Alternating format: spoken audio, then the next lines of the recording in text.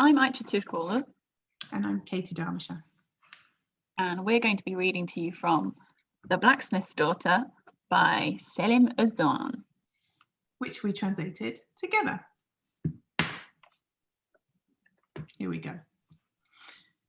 The school holidays have come and they're back at the summer house when Arzu's contractions set in early one evening.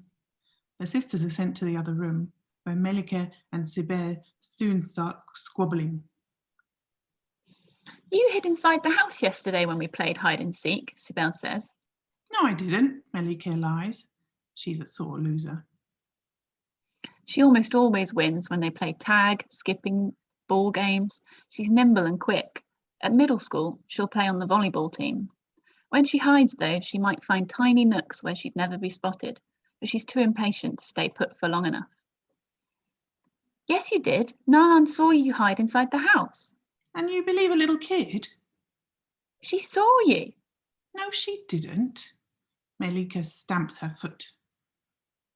Stop it, you two, Gül says. You keep out of it, Melike bites back. Inside the house, says Sibel. Did not, Melike counters, hitting her sister on the shoulder. Sibel ducks and dodges away, but she insists, inside the house. Leave her alone, Gül tells Melike, who has taken a step closer to Sibel. As Melike turns to look at Gül, Sibel takes the opportunity to kick Melike in the shin and runs straight to the divan. Melike leaps after her sister, grabbing her. Gül tries to smooth things over. There are arms, legs, kicks, elbows, slaps, pulled hair, scratch marks and spit, a tangle of three sisters from which Gül extracts herself. Is that Melike's shoulder on her tummy? Where are her own arms? Why aren't they stretched out? From the divan onto the floor, she falls headfirst down Melike's back, her feet pointing up in the air. And down there, where she lands on the bridge of her nose, is the upside-down copper bowl from which they pour water at night. The bowl is upside down, Gül thinks, before the pain is there all at once. She doesn't even scream. She's perfectly quiet. Her sisters fall silent too, as if sensing something bad has happened. Come here, the pain is behind this door, someone must have said, and then opened a door and shoved Gül into a room, a big room, dark, without walls, without floor or ceiling, nothing but all-devouring pain. Over the next few minutes, she registers nothing. The world has stopped. A moment ago, she was a tangle of arms, hands, legs, feet, and now she can't feel her limbs.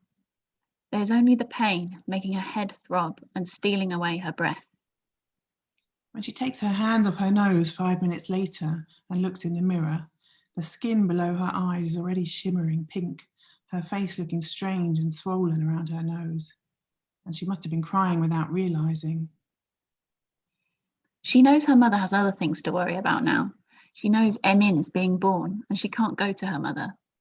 Gül feels guilty because she didn't manage to stop her sisters squabbling, because she joined in the scrum. She's scared of leaving the room and telling someone what's happened, and her own face scares her too. She simply lies down on the floor and abandons herself to the pain. In the space of a quarter of an hour, she gets rings beneath her eyes like Fatma just before she died. Her face swells up so much that her nose barely sticks out.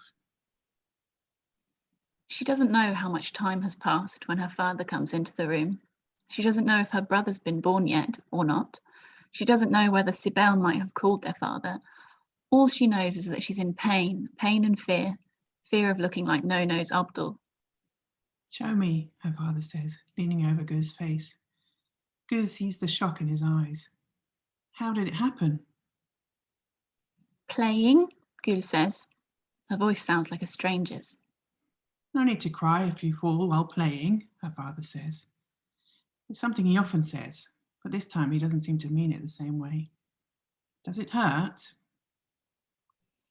Instead of an answer, tears run out of the corners of Gül's eyes, first slowly, one on the left and then one on the right, but after that too many to count, running soundlessly down her temples. Timur places a careful finger on the bridge of her nose. The midwife has gone. He has a son he will call Emin. He will stop smoking.